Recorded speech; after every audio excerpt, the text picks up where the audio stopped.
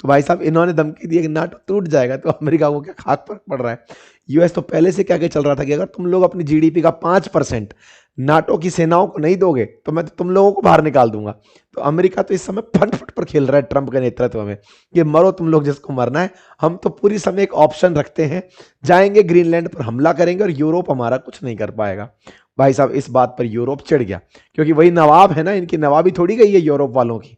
Britain और France जैसे देश, स्पेन जैसे देश जिन्होंने दुनिया पर कभी राज किया है, अब अचानक कोई उनको आकर आंख दिखा रहा है कि सुनो तुम हमारा कुछ नहीं बिगाड़ पाओगे, हम ग्रीनलैंड पर सेना भेजकर कब्जा कर लेंगे। तो इनके अंदर पुराने समय की आग भनक गई। इन्होंने कहा ऐसा कैसे कहते हो, हम कर सकते हैं। तो भाई साहब इन देशों ने निकल के एक जॉइंट स्टेटमेंट जारी कर दिया है, और जॉइंट स्टेटमेंट बड़ा ही हास्यास्पद है।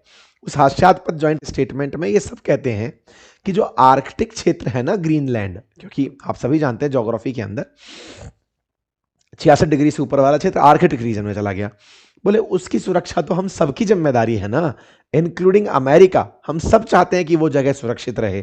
अगर रूसी और चीनी जहाजों के चलते अमेरिका अपनी सुरक्षा के लिए ग्रीनलैंड लेना चाहता है, तो सर वो तो हम भी आप ही के साथ हैं कि आपकी तरह हम भी मानते हैं कि आर्कटिक की सुरक्षा होनी चाहिए, लेकिन सुरक्षा के नाम पर उस जगह कब्जा करके बैठ जाएंगे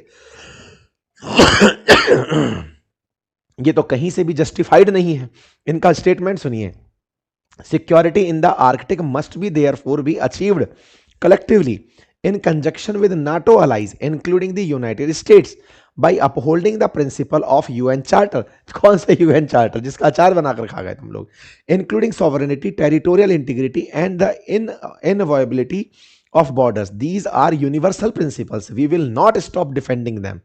भाई साहब इन लोगों ने भाषण मारा, इन्होंने कहा कि ग्रीनलैंड उन्हीं के लोगों से बिलोंग करता है, डेनमार्क और ग्रीनलैंड ही डिसाइड करेंगे कि ग्रीनलैंड का क्या होगा। ऐसा कहते हुए इस एक पत्र जारी किया गया। यह रहा वो पत्र जिसमें साइन हुए इमानुअल मैक्रोन के फ्रांस वालों के, जर्मनी वालों के चांसलर मर्ज के, प्राइम मिनिस्टर मेलोनी के जो इटली से हैं, प्राइम मिनिस्टर टस्क पोलैंड से, प्राइम मिनिस्टर शजेन स्पेन से, प्राइम मिनिस्टर कीर स्टारमर यूके से और डेनमार्क से फ्रेडरिक्स। भाई साहब इन सब ने साइन किया कि देखिए डेनमार्क का फ्यूचर तो वहां की जनता डिसाइड करेगी, ग्रीनलैंड का फ्यूचर तो वहां की जनता डिसाइड करेगी, फोर्स से आप ये नहीं कर सकते। मैं आपको फिर से बता दूं, ये रहा ग्रीनलैंड, अमेरिका चाहता है ग्रीनलैंड। कारण क्या बताता है कि इस पर रशिया और चाइना के शिप बहुत आ रहे हैं आजकल, वो उस रास्ते से गुजर रहे हैं जहां पे ग्रीनलैंड पड़ता है, इसलिए हम इस पर कब्जा करना चाहते हैं। ग्रीनलैंड, फैरो और ये डेनमार्क, ये तीनों एक ही देश डेनमार्क के पास में है, डेनमार्क इन पर कब्जा रखता है। अमेरिका कह रहा है कि या तो देखो पावर से दे दो, 56,000 लोग रहते हैं यहाँ पे, 56,000, हम बम गोला मार के भी इसे ले सकते हैं, तुम्हारे पास कोई सेना यहाँ भेजने की क्षमता नहीं है, या फिर एक काम करो हमें बेच दो। ये बेचने वाली बात कहां से है आपको हम बताएं। आज जो मैंने सेशन किया है ना अंकित इंस्पायर इंडिया पर, उसमें मैंने ये जानकारी दी है कि अमेरिका पहले 13 राज्यों से मिलकर बना हुआ था, 50 राज्य तो इन्होंने कहीं आक्रमण करके कहीं से खरीद के ऐसे बनाए हैं। तो ऐसे में इन्होंने डिमांड की कि ग्रीनलैंड हमें बेच दो डेनमार्क, क्योंकि तुमसे इसकी सुरक्षा हो नहीं पाएगी। इस पर यहां बैठे सब देश कह रहे हैं कि हम साले या खलियर ही ऐसे करा रहे हैं क्या, हमारा यूरोप में होने का कोई लॉजिक नहीं है क्या, हम नहीं बचा सकते ग्रीनलैंड को। भाई साहब ग्रीनलैंड को बचाने के लिए सब लोग अपना अपना दावा पेश कर दिए हैं। कौन कौन, ये सब की सब नमूने क्या बोले, इनके लिए बोले कि मैडम चिंता मत करिए, ग्रीनलैंड नहीं लेने देंगे। सबसे पहले बारी करते हैं इमानुअल मैक्रोन की। देखो फ्रांस की जो दुर्गति हुई है ना, वो ट्रंप के खिलाफ 2 कदम चलता है खिलाफ और फिर साथ में 3 कदम चल लेता है। तो फ्रांस की जो हालत है ना, वो एक ऐसे बच्चे की जिसके पास कोई ऑप्शन नहीं है, वो ट्रंप से दूर भी भागता है, फिर चुप चुप चुप चुप करके नजदीक भागने लगता है। नवाबी किस बात की है कि किसी दिन पहले कभी हम महान हुआ करते थे, ये तो है नवाबी फ्रांस की। दुख किस बात का है कि अब हम कुछ नहीं कर पा रहे हैं।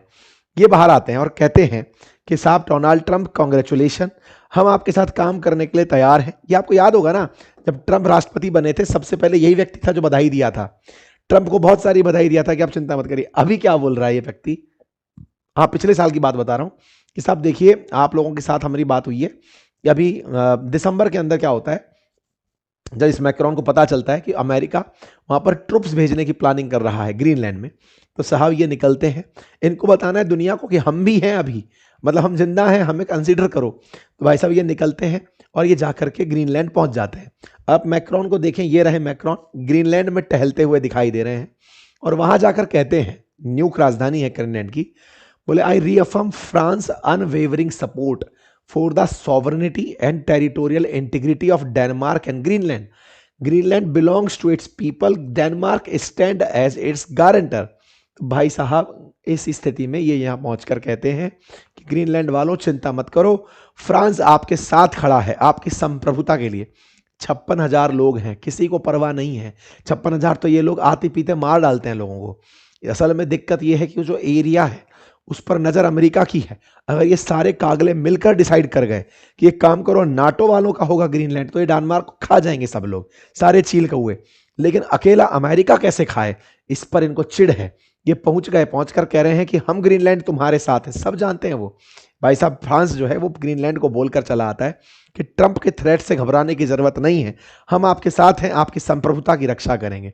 बहुत बढ़िया, इन्होंने ट्रंप को धमका दिया है इस तरह से। ट्रंप को ये बात पता चली, ट्रंप कहते हैं कि कौन, इमानुएल मैक्रोन मजाक बना देते हैं उसकी। ये कहते हैं कि सुनो, हमने उससे कहा कि सुनो मैक्रोन, अगर तुम ज्यादा 3 2 5 किए तो हम तुम्हारे ऊपर टैरिफ लगा देंगे। अच्छा, डोनाल्ड ट्रंप अपने आप को आजकल मिस्टर टैरिफ करवा के खुश हैं। पहले नोबेल पीस पुरस्कार से पिछले साल चला था, इस बार मिस्टर टैरिफ नाम से खुश हैं। ये कहते हैं कि मैंने उससे कहा कि तुम ज्यादा 3 2 5 करोगे हम तुम पर टैरिफ लगा देंगे। तो मैक्रोन बोलता है नो नो नो ट्रंप, आप मेरे ऊपर टैरिफ नहीं लगाएं। तो बोले ठीक है, तुमको मेरे साथ चलना होगा। ट्रंप कहते हैं कि हाँ वो तैयार हो गया कि ठीक है मान जाऊंगा।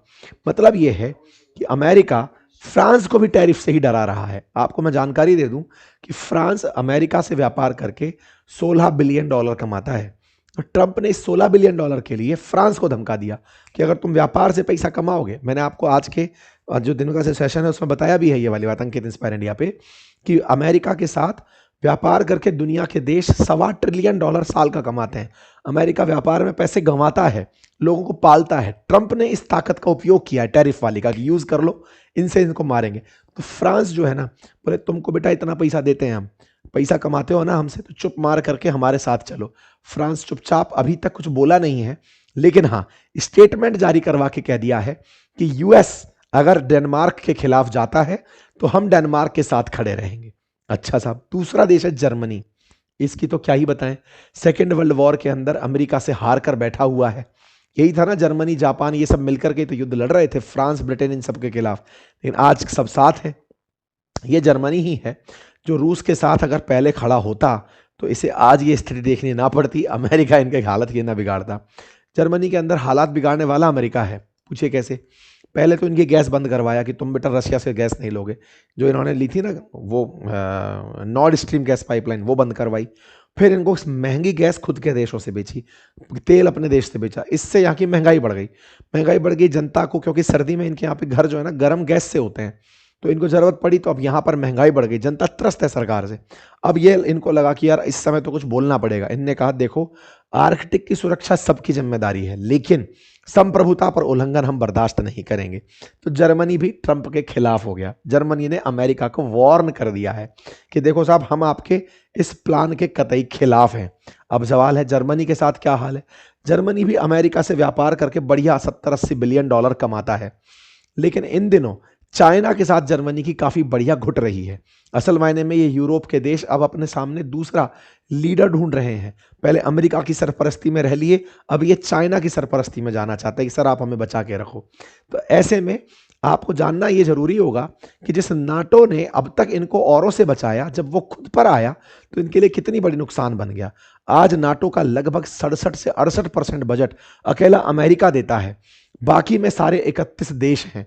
तो अमेरिका को इसीलिए इनसे डर नहीं लगता कि बेटा मैं सारा पैसा खर्च करूं तुम्हारी हिफाजत के लिए, और तुम कि चवन्नी खर्च मत करो। तुमसे कह रहा था 5% अपनी जीस की जीडीपी का नाटो की फोर्सेस पर खर्च करो, तुम तब तो कर नहीं रहे थे, तो भुगतो। तो अमेरिका ने इनको भुगतने के लिए छोड़ दिया है। खैर कोई बात नहीं, जर्मनी ने इनको धमकाते हुए कहा है कि सर ऐसा नहीं करना है, हम आपके खिलाफ खड़े हो जाएंगे। जर्मनी ने इस बारे में यह भी कहा कि देखो सर बात यह है कि हम पर रशिया का भी डर है और आपका भी डर है, लेकिन हम फिर भी डेनमार्क के साथ खड़े हैं। डेनमार्क के साथ ये भी भाई साहब निकल कर आए जिन्हें कोई होश ही नहीं रह रहा है दुनिया में चल क्या रहा है। मादुरो उठा लिए गए तो इनको शुरुआत में पता ही नहीं था रिएक्शन क्या देना है, इनका कोई नेचुरल इंस्टिंक्ट ही नहीं है। इनको फिर पढ़ाएंगे कि सर सुनिए ना, आपको जाके ये बोल कर आना है। फिर दूसरे दिन बोले हम ट्रंप के साथ खड़े हैं। अब इनको फिर पकड़ा गया कि सुनो, वो कह रहा है कि डेनमार्क से ग्रीनलैंड छीन लेगा। बोले अच्छा अच्छा, हाँ बताते हैं। हाँ सुनिए सर, हम डेनमार्क के साथ हैं, अमेरिका आप ऐसा नहीं करोगे। अमेरिका ढपली बजाय रखा है इन लोगों की, इनको गांठता ही नहीं है वो। तो भाई साहब इन्होंने अपनी तरफ से कहा है ग्रीनलैंड जो है वो ग्रीनलैंड ही डिसाइड करे कि ग्रीनलैंड का क्या होना है, कोई और देश डिसाइड नहीं करेगा। तो क्या आपको लगता है कि ट्रंप इनकी बात मान जाएंगे? ट्रंप इनको गांठते ही नहीं है। फ्रांस को, जर्मनी को, यूके को ये कितना भी बोल लें, कारण क्योंकि ये सबको ट्रंप ने टैरिफ से दबा रखा है। पहले तक क्या होता था, बाकी पुराने राष्ट्रपतियों के दौर में कोई टैरिफ की धमकी नहीं देता था, ये मान करके कि अमेरिका बड़ा देश है, सबको पालता है, ये छोटी बातें थोड़ी की जाएंगी। ये वो वाली बात है कि कल को आपने किसी की सहायता की हो और उसको आप जब दिन खराब चल रहे हैं, उसके साथ व्यवहार खराब चल रहा है, तो अपनी सहायता वापस मांग ले रहे हो। हेल्प वापस मांगने जैसा है टैरिफ की बात करना। पर ट्रंप तो एकदम ट्रंप है, तो वो इन सब के साथ खेला खेल रहे हैं। कोई बात नहीं साहब। तो यूके का स्टैंड अप कोई मायना रखता नहीं है। निकलकर स्पेन आया, उसने भी यही बोला कि हम इस बारे में डेनमार्क के साथ हैं, डेनमार्क और ग्रीनलैंड की सुरक्षा उनकी जिम्मेदारी है और हम उनके साथ। कुल मिलाकर एक चीज तो निकल कर आई कि सारे के सारे देश जो कभी अमेरिका के साथ हुआ करते थे नाटो में या वेस्टर्न वर्ल्ड के वो अलाइज, चाहे वो कनाडा ही हो, वो सब डेनमार्क के साथ आकर खड़े हो गए। मतलब सोचिए। अब आप पूछेंगे कि सर ये तो बहुत बड़ी बात है। कोई बड़ी बात नहीं है। रशिया ने यूक्रेन की जो हालत खराब की, यूक्रेन के साथ ये सब के सब देश खड़े थे, क्या उखाड़ लिया किसी ने? बिल्कुल वैसे ही अब ये डेनमार्क के साथ खड़े हैं। बस वोट का मत है, ट्रंप को डर नहीं है। ट्रंप ने असल मायने में यूक्रेन को रशिया से जानबूझकर पिटवाया, ऐसा लगता है, ताकि वो ये जान लेता कि यूरोप के तिलों में कितना तेल है। यूरोप फूक चुका है, बर्बाद हो चुका है, तो यूरोप के अंदर तो दम बचा नहीं है। तो बचा नहीं है तो कोई बात नहीं, बोले बेटा मरो, तुम जाओ जाकर के मरो। तो ऐसे में अमेरिका ने जानबूझकर इनका शक्ति परीक्षण किया था कि तुम लोग क्या वाकई में बचा पाओगे यूक्रेन को? हमारे बिना कोई बचा नहीं पाया। तो अमेरिका आश्वस्त हो चुका है कि तुम जब रशिया से नहीं बचा पाए, हमसे क्या ही बचा लोगे। ये साहब, ये इस मतलब डेनमार्क की पीएम है, ये कहती हैं कि देखिए अगर ऐसा होता है तो नाटो खत्म हो जाए। तो ट्रंप तो खुद धमकी दे के बैठा है नाटो खत्म करने की कि हटो, कोई मतलब नहीं है नाटो वाटो का। अब क्या है साहब, यूरोप के और जगह क्या प्रतिक्रियाएं हो रही हैं? जनता क्या चाहती है, ग्रीनलैंड की जनता क्या चाहती है? क्योंकि वो ऑलरेडी डेनमार्क से ऑटोनॉमस होकर के चल रही है। तो देखो, ग्रीनलैंड में रहते हैं 54,000 लोग। ग्रीनलैंड के 54,000 लोगों का वोट परीक्षण करा दिया जाए तो वो अमेरिका के साथ ही जाएंगे। पूछो क्यों? क्योंकि डेनमार्क और अमेरिका में से चुनने का अवसर उन्हें मिले कि बताओ कौन से देश में जाना चाहोगे, वो निश्चित अमेरिका की बात करेंगे। क्यों? क्योंकि अमेरिका कुछ डेवलपमेंट तो करेगा, डेनमार्क तो कुछ कर नहीं रहा है, नंबर एक। दूसरा, इनको खुद से पता है कि 54,000 लोग अमेरिका के सामने लड़ नहीं पाएंगे। अमेरिका यही तो बोल रहा है कि हमको अपना बना लेगा, यहां पर विकास करेगा, तो कर लो भाई। तो डेनमार्क के खिलाफ या अमेरिका के खिलाफ बयानबाजी कुछ नहीं है, ये केवल बेहतर डील के इंतजार में बैठे ग्रीनलैंड वाले। मुझे क्या लगता है, अमेरिका ग्रीनलैंड को ऑफर देगा कि जो जितने भी 54,000 लोग हैं सबको $1-1 बिलियन मिलेगा, मस्त रहो, जिंदगी काटो, मस्त ऐश काटो, आ जाओ सबकी सब लोग, ये सब चले आएंगे। अमेरिका को क्या ही फर्क पड़ रहा है, ये डेनमार्क से खरीदने की जगह जनता को खरीद के रेफरेंडम करा लेगा और लोगों को मिला लेगा, जो सबसे सटीक तरीका रहेगा। इस बात पर यूरोप के देश चिड़े पड़े हैं।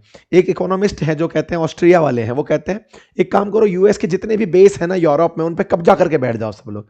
पगला गए हैं यूरोपियंस, उनको समझ नहीं आ रहा है कि वो करें क्या, क्योंकि उनके साथ में धोखा हो गया है। उनको सुरक्षा करके ले गया था, ये वही वाली बात है, मगरमच्छ कलेजा मांग लिया है। तो ऐसे में इन सब की हालत खराब हो रखी है। यूएस के मिलिट्री बेसेस बहुत सारे हैं, जर्मनी में तो सबसे ज्यादा बेसेस हैं अमेरिका के। ऐसे में यूएस ने बाकायदा यूरोप को मैनेज करने के लिए बाकायदा यूरोपियन कमांड बनाई हुई है, उसी कमांड के ऊपर कब्जा करने की बात कर रहे हैं। बोले पगला गए हो, कूटेगा वहीं पकड़ पकड़ करके। जर्मनी, इटली, यूके, पोलैंड, इन सब में यूएस के बेसिस हैं। यूएस इतना शक्ति संतुलित है कि उसे इनकी किसी कतई चिंता नहीं है। ऐसे में जो मार्को रूबियो है, सोशल मीडिया पर उनके मजे लिए जा रहे हैं कि मार्को रूबियो अब आपको नई जिम्मेदारी मिल रही है, ग्रीनलैंड की, जाइए ग्रीनलैंड पहुंचिए। थोड़े दिन पहले आपको ईरान की थी, उससे पहले आप जाइए, आप गवर्नर बन करके वहां पर अपॉइंट हो जाइए। तो कुल मिलाकर के यूएस ग्रीनलैंड पर कब्जा करने अगर निकलता भी है, यूरोप कुछ कर तो नहीं पाएगा, लेकिन कम से कम इनमें अभी बोलने की हिम्मत तो बची है। ये आज बोले हैं कि हम ऐसा हुआ तो डेनमार्क के साथ खड़े होंगे, लेकिन इसका कोई औचित्य नहीं निकलता। बाकी आप लोग इस विषय पर क्या सोचते हैं, अपनी राय जरूर कमेंट बॉक्स में दीजिएगा। चैनल पर नए हैं तो सब्सक्राइब कर लीजिएगा। कुल मिलाकर के अमेरिका के खिलाफ अगर ये देश पहले खड़े हुए होते तो आज इन्हें ये देखना नहीं पड़ता, पर कोई बात नहीं, जिसको जैसे हो तैसा तो होता ही आया है। फिलहाल के लिए इतना ही। चैनल पर नए हैं तो सब्सक्राइब कर लें, बाकी अपने साथियों से इसे अवश्य साझा करें, अपनी राय हमसे साझा करें, हमारे चैनल्स पर विजिट करें। बहुत ही बेहतरीन पुस्तक है, एक एसएससी की ऑल इन वन पुस्तक हमारे पास आई हुई है, बनाई हुई है हमने, बहुत ही खूबसूरत किताब है। और एक बहुत ही अच्छी किताब मैं लेकर आ रहा हूँ मैप के लिए, वो भी आपके लिए उपलब्ध होगी, बेहतरीन उपलब्ध